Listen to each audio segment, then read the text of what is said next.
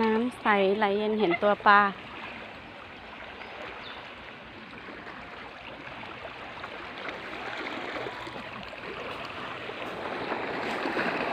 เอาล็อกเอาหน่อยมันก็พาเปาแล้วมันไม่อึมเนาะ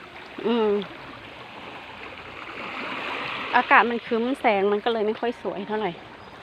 มันครึ้มพอแค่นี้ก่อนแต่ว่าให้ดูน้ำก่อนใสๆ